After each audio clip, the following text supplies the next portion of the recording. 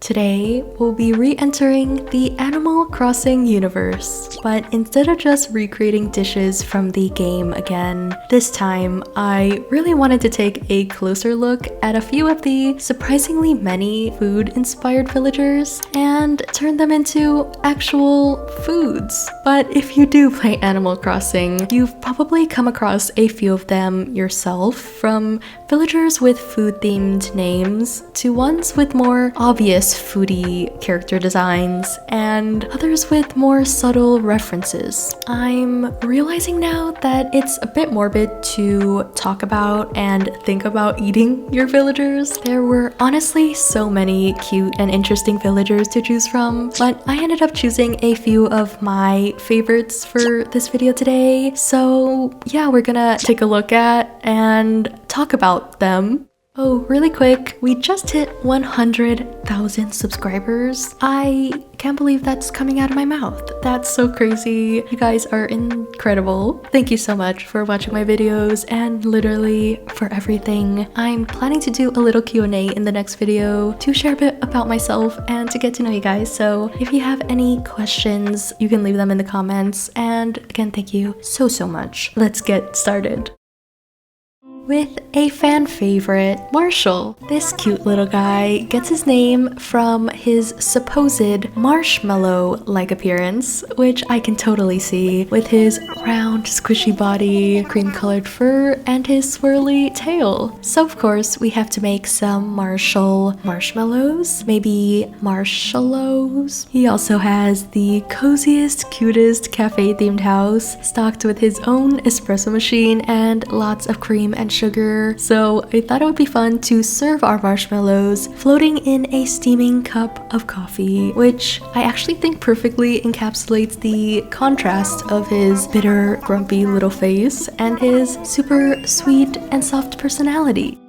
To a small glass, I'm first adding gelatin powder to a little bit of cold water. I'm letting this sit for a few minutes, and in the meantime, I'm starting on the base of the marshmallows, which is a meringue. Wink wink at a future point in the video. Here, I'm whipping an egg white using my hand mixer until it sort of starts to resemble the steamed milk that they put on lattes. Then I'm adding half of the sugar, about a spoonful at a time, until this reaches stiff peaks. Over on the stove, I'm quickly putting together a sugar syrup, simply just bringing together the rest of the sugar, some corn syrup, and water to a boil over medium heat. I'm then transferring the syrup to the mixing bowl, gradually whisking it together with the meringue, along with the gelatin from earlier. Oh, actually, some vanilla would be super tasty here as well. I think I was just overwhelmed and simply forgot that step. Speaking of overwhelming, this goo sets up pretty fast, so we're gonna need to pick up the pace a little bit, and we can finally pipe the little guys. It was somehow very therapeutic to see them slowly come together, but definitely stress-inducing at the same time. Whenever the goo in my piping bags would start to set, I would just microwave that color that I'm using for 2 to 3 seconds and slowly warm them up again. Just adding all of his appendages and tiny details here.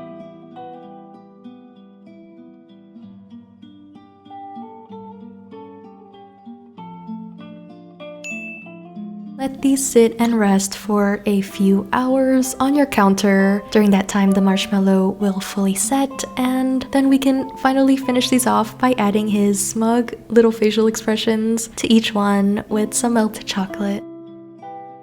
I just love how wonky and slightly different they all turned out. I'm actually very proud of this. It's very sad because I think there's a cafe in the game that you get to work at, and apparently Marshall's favorite drink there is a hot coffee with a splash of milk and a spoonful of sugar, which is not exactly my cup of tea, but the simplicity of it worked surprisingly well with the sweetness of the marshmallow. And I know I said earlier that it would be inhumane going to eat your villagers, but this somehow feels so much worse. Although it did make me think that a s'mores latte would be super yummy. But yeah, these turned out so cute and I had so much fun with this one.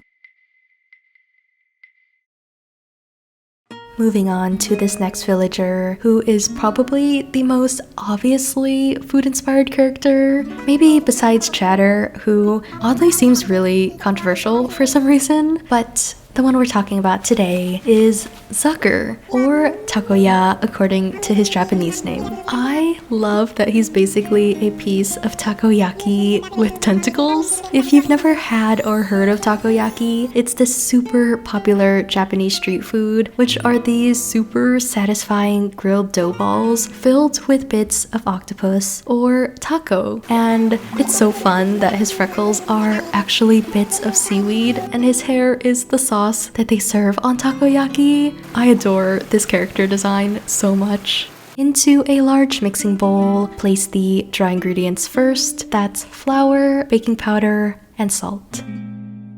Give that a quick mix. And then I'm following that up with all of the wet ingredients. That's 2 eggs, a splash of soy sauce, and the dashi broth. And there you have the batter. Just transfer this into some sort of container, preferably with a spout. This is just gonna make the next part a bit easier. This is my takoyaki pan. I bought her just for this video, but I've quickly come to love her. I typically hate one-use specialized cooking equipment, but it's honestly been kind of fun eating all my meals in ball form. So once the oil starts to smoke, you can pour the batter into each space, making sure to slightly overfill them actually.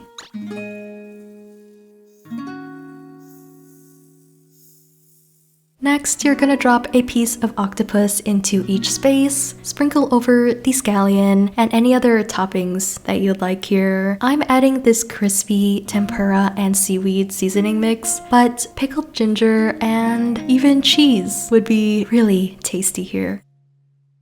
Allow this to set for 2 to 3 minutes before rotating them 90 degrees, tucking the excess dough underneath. I'd say the best tool for this is either skewers or chopsticks, and the technique is basically poking them around until they turn into nice spheres. Yeah, you're just gonna repeat this process of flipping them and turning them until they're all golden brown and crispy all the way around. Again, this was so satisfying, but definitely one of those trust the process kind of things. So if your balls are looking a little scraggly, just keep going. I promise they'll turn out great. I finished these off with the takoyaki sauce, Kyubi mayo, and a dash of furikake and some bonito flakes right on top. Fun fact, bonito flakes make great cat treats. Another fun fact, for his mouth I used an actual sucker from one of the tentacles we cut up earlier. Kinda gross, but also turned out kinda cute. I wanna say that these turned out quite accurately, not to mention that they are just very tasty. They have this super umami seafoody flavor. I think this is close to a perfect snack. So good.